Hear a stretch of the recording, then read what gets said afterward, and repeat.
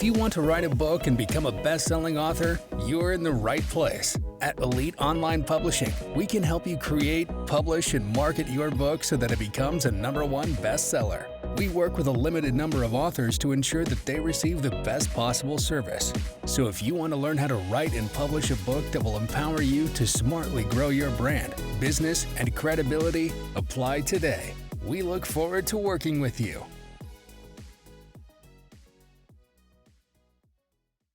Hi, this is Melanie Johnson. Thanks for listening in.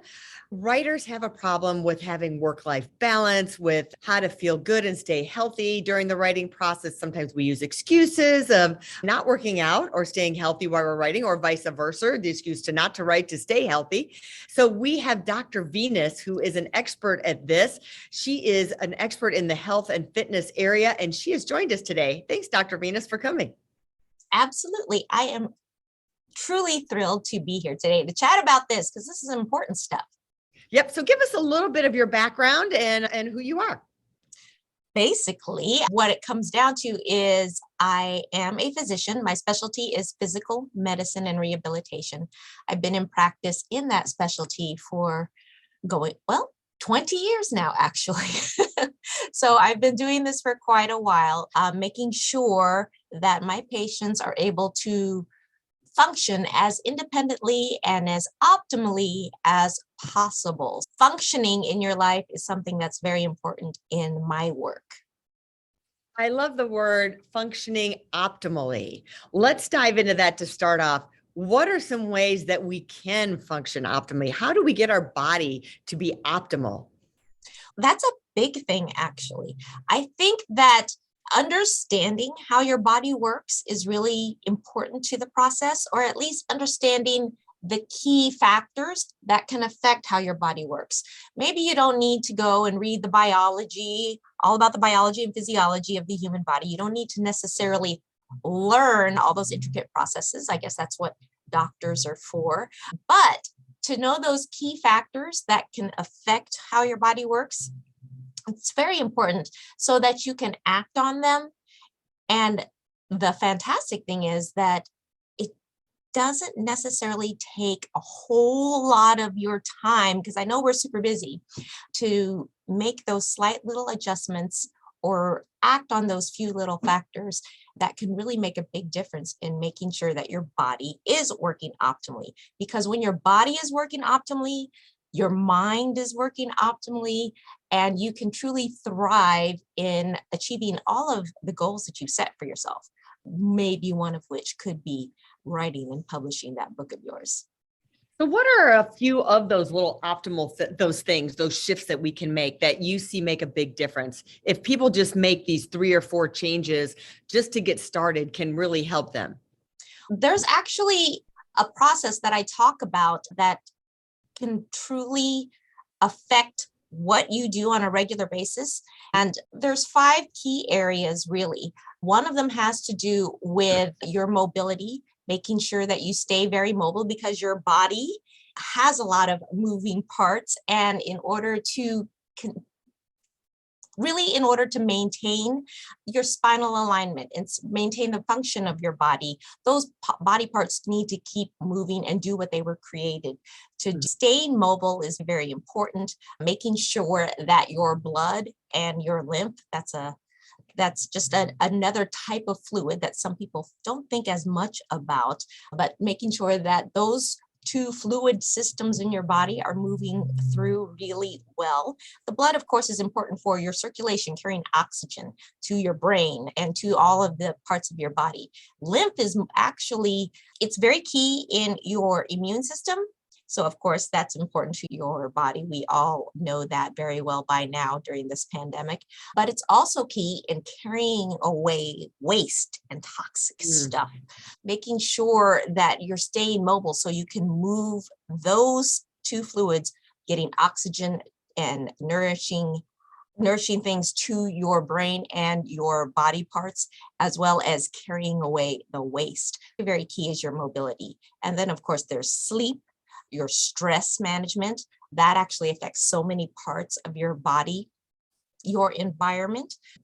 different things that can be toxic to you, not just the environment in terms of pollution, if you're in a really heavily high traffic area, or I'm also speaking about your environment as far as toxins in your household. So that can be a big key factor as well. So those are a few of the key factors that I think that you should really try to act on, and you can really make some slight adjustments in your life in order to make sure that those are taken care of. I love that. And the movement, especially for authors, get in that great mindset, move your body, get the blood flowing, get the oxygen flowing even before you start to sit down and write your book. Exactly. And then take breaks to keep that blood flowing and get oxygen moving will keep your brain functioning so you don't have writer's block with all of that.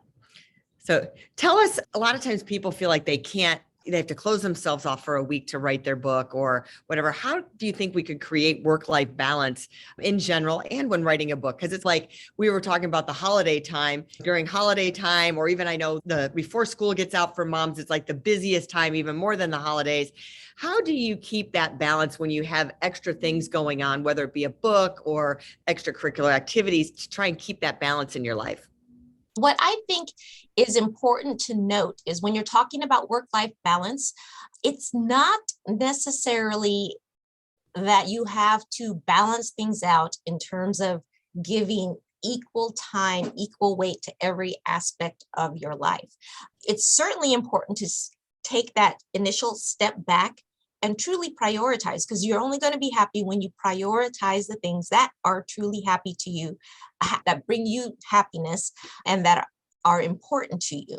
And once you prioritize, you know what's important to you, you know what truly brings you happiness. And that's where you start to weigh things out. And then that's the balance you achieve. And yeah, some things are going to be weighed a little bit more than the other, but you can certainly try to find that balance point. So making sure that you take that initial step back to prioritize is super important so that you balance appropriately in order to really make yourself happy. Yeah, and not everybody's always great about that, to learn how to do that. Another thing I think in health balance too is what should we be eating or drinking when we're having a big project like writing a book? Is there anything we should be putting into our bodies or staying away from when we're going to be doing this?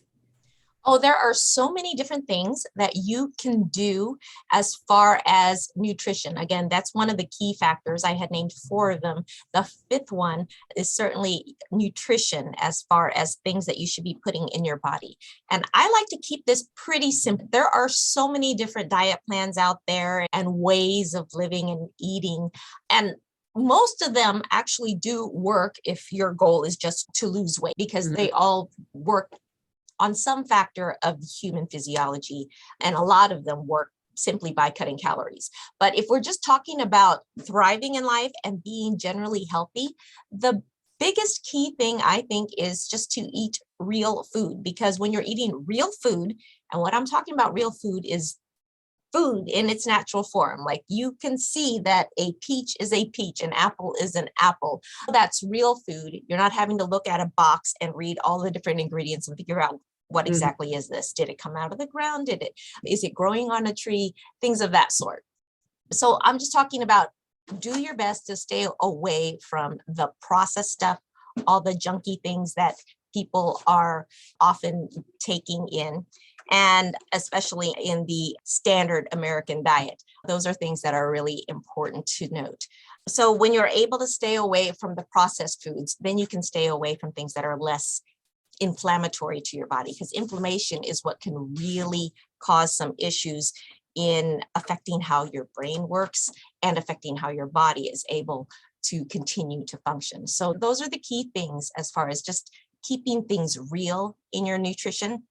And another thing to note is maybe look into adaptogens. I don't want to get too technical about things, but adaptogens they're usually an herb of some kind. So again, it's a natural thing that you can take in. And you can eat it in your foods, or you can take it as a supplement as well. Ashwagandha is a very common adaptogen, something in that category. And the reason why I'm talking about adaptogens is because it's like a magical category of herbs, because it's able to act on your body in the way that your body needs. if you need a little bit of an upper, it's able to do that for you. If you actually need something to help calm you down and bring your systems down, then it's also able to do that for you. So it's one of those magic things of whatever you need, whatever it senses your body needs, it brings you back into balance. Where do So we get those? Is it in food? Is it a supplement? What is that? it's definitely something you can pick up in any as a supplement in any type of a health food store.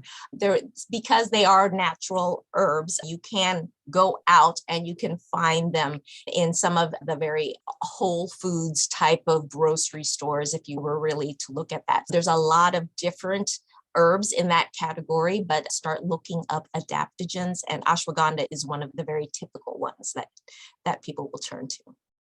And I guess you just have to research your own body if it doesn't irritate your body or. Absolutely. I always say if you have any kind of medical conditions, especially if you're taking any medications, it's always a good idea to talk to a health professional just to make sure that there aren't any contraindications given your medical conditions. That's very good advice, because I just did something with the Viome and found out all the stuff that I was eating that I thought was really good for me was not. And I couldn't figure out why my stomach was still so upset. And I was eating all these healthy foods, and some of those healthy foods my stomach didn't like for me. So Exactly. It's good to know your body. Let's talk about distractions. You're a writer. How do you face the getting rid of distractions? Oh, this is something that is, again, really important to do. It starts with the prioritizing.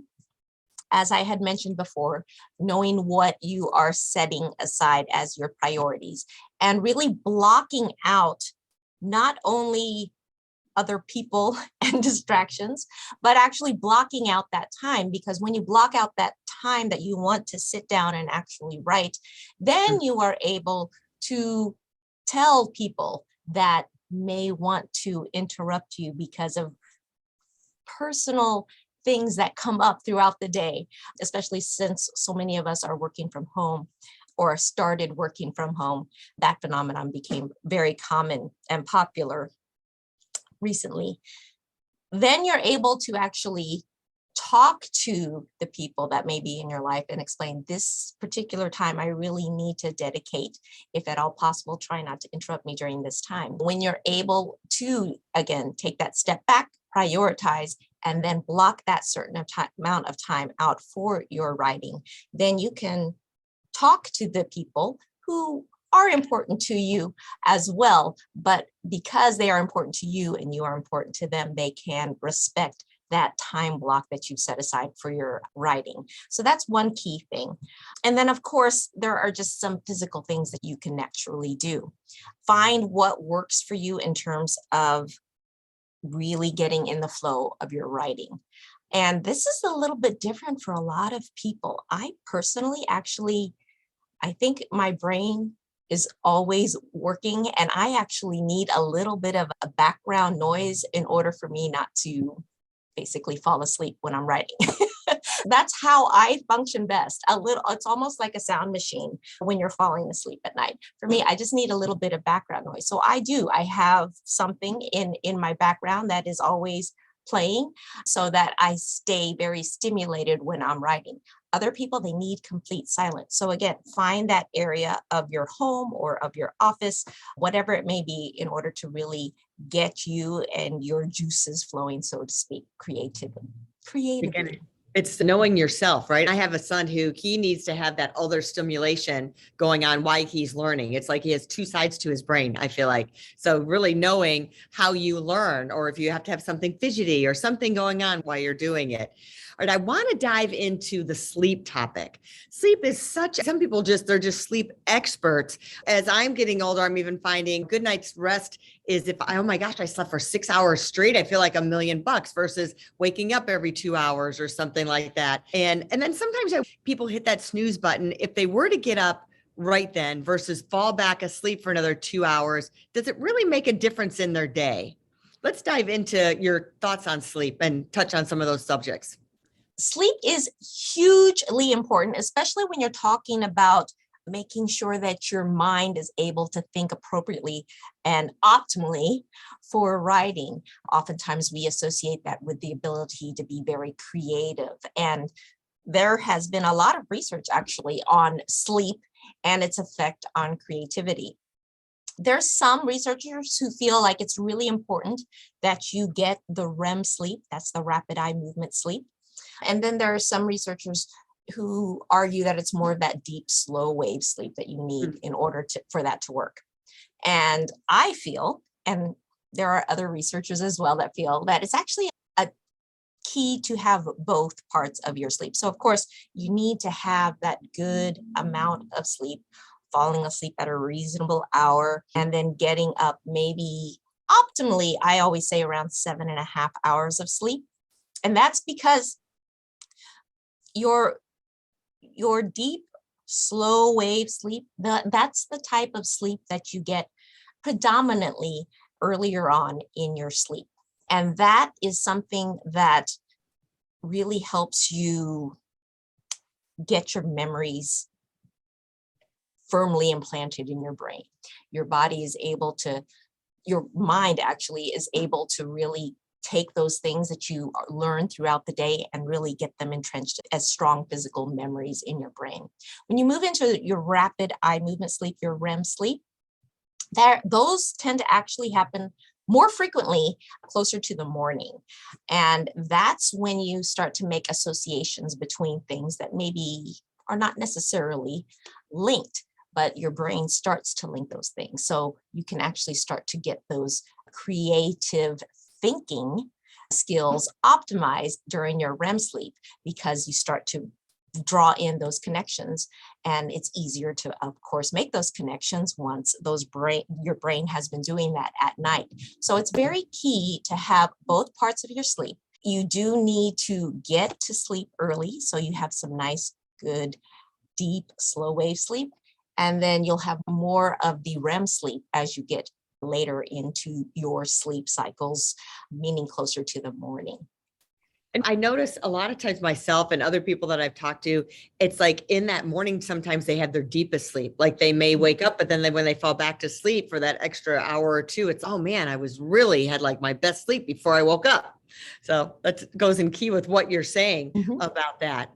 And then I want to touch on, which I love, I was making my goals of things that I want and writing them down. And one of the things I decided to tap into for myself was to have more laughter, to laugh more. It seems like we've had so much serious things. Life can be so serious.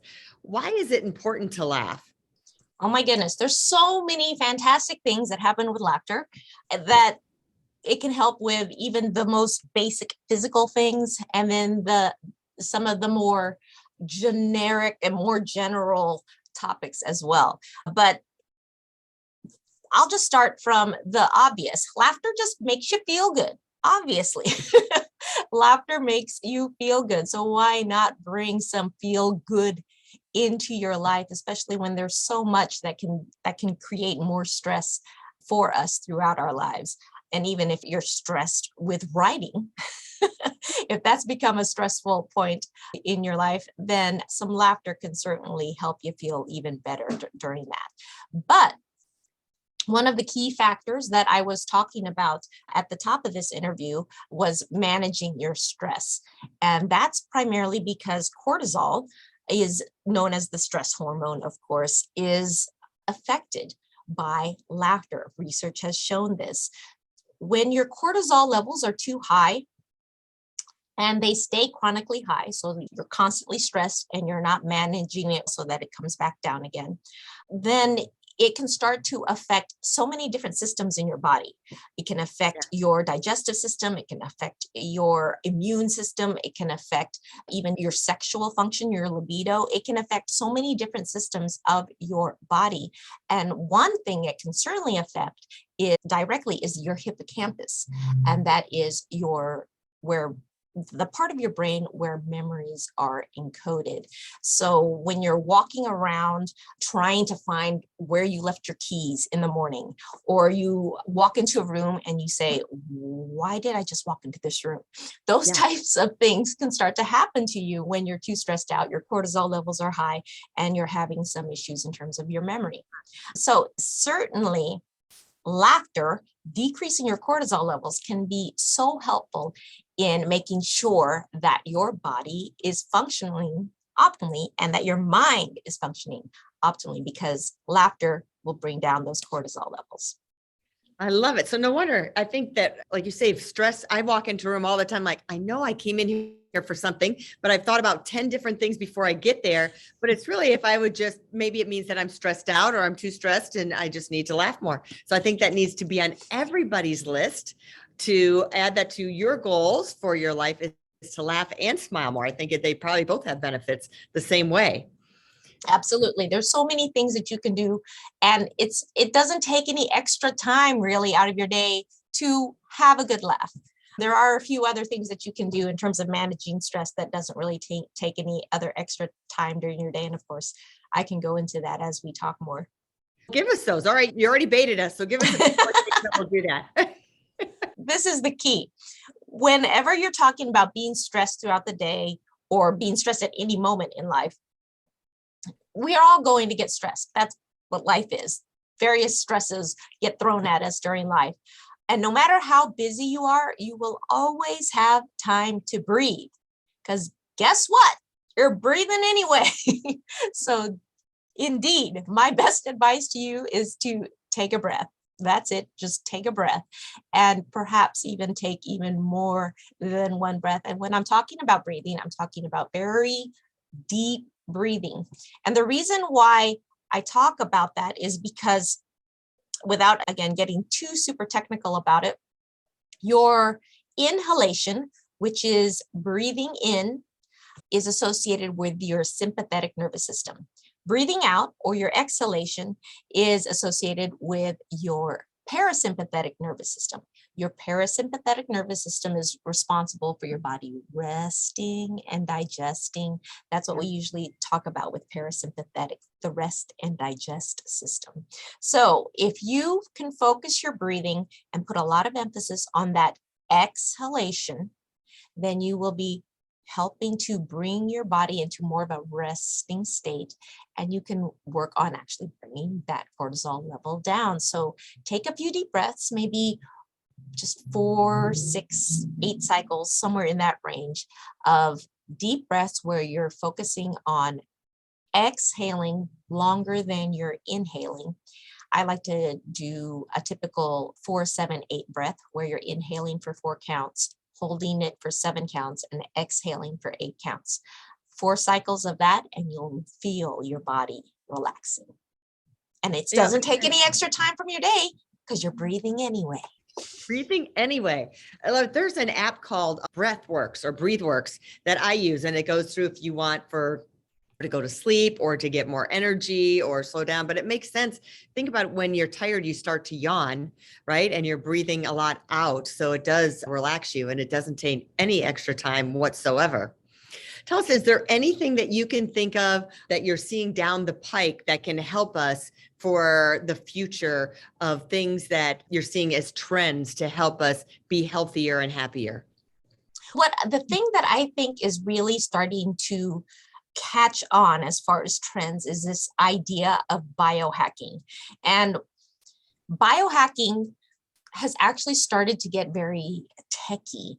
People have all these there are all these monitors out, and then there's the blue light blocking glasses, a lot of techy things. But you don't necessarily have to get super techy when you're talking about biohacking. Biohacking really is just understanding how the body works and taking those few steps that you can to make slight modifications in your lifestyle that can make big impact on your health.